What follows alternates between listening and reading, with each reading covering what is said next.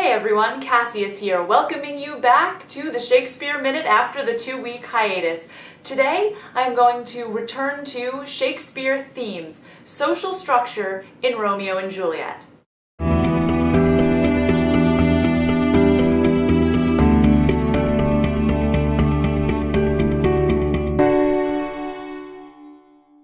Today I am going to be discussing Verona's social structure through the eyes of two characters that have very opposing viewpoints on the subject. One is Tybalt and the other is Mercutio.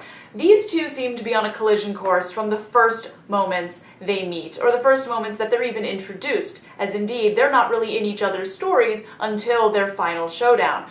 But why is there a showdown between these two characters, and why isn't it all that surprising? Well, the first time that Tybalt is introduced, it's in the opening scene where he is shown to be the person who cares the most about propriety and the feud, and he absolutely knows that this is the rule. You see a Montague, you fight him. And Mercutio's not in this scene, but Tybalt is, and that's our sense of who Tybalt is and what he's all about.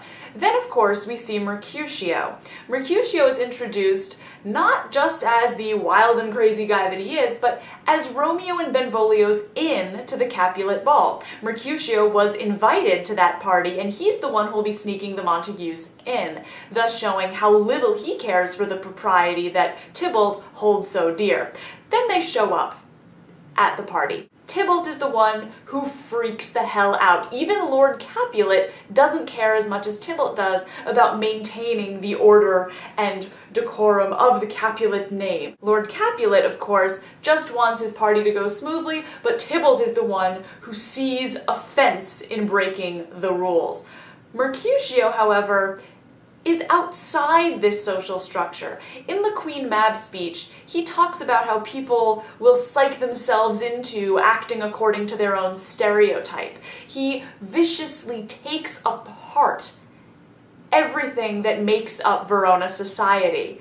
And in this speech, he shows that he's not only uninterested in following the rules, he sees everything that happens and does not much care for it, as opposed to Tybalt, who lives in it and executes it to the letter.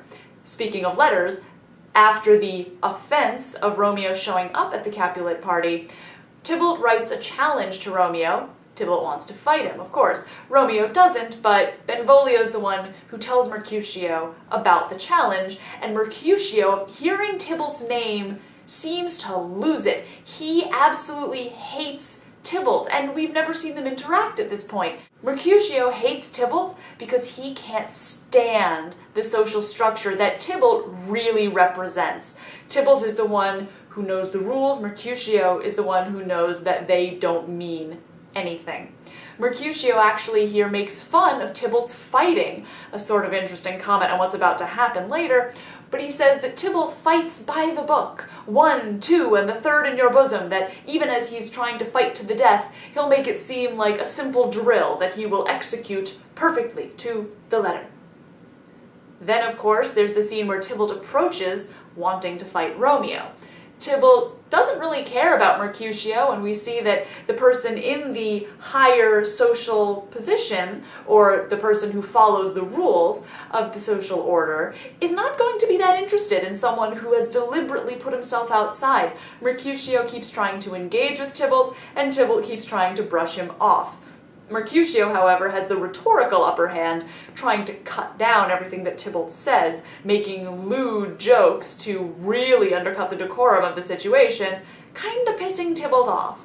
And again, as Tybalt wins the fight, or manages to hurt Mercutio, I hope that's not a spoiler for anybody, Mercutio seems almost more pissed off at the person who has killed him, as opposed to the fact that he is going to die. He is so annoyed that he's been killed by some idiot who just follows the rules and doesn't have a brain in his own head.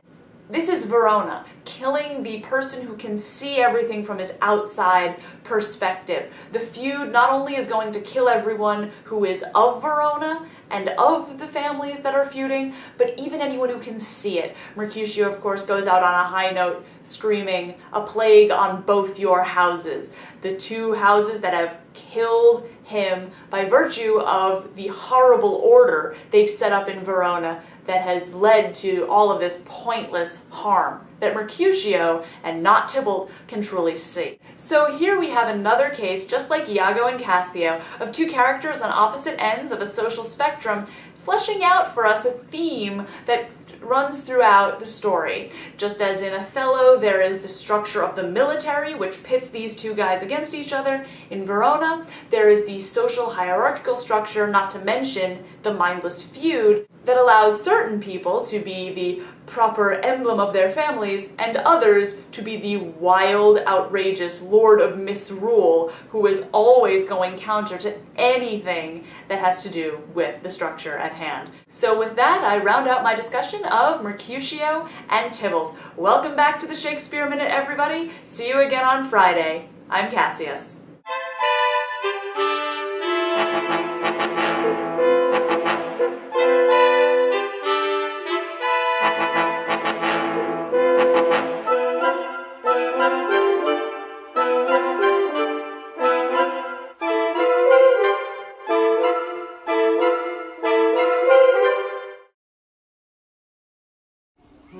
Alas, poor Romeo, he is already dead.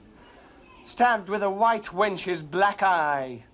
Run through the ear with a love song. The very pin of his heart cleft with the blind bow-boy's butt shaft. And is he a man to encounter Tybalt? Why? What is Tybalt? More than Prince of Cats, I can tell you.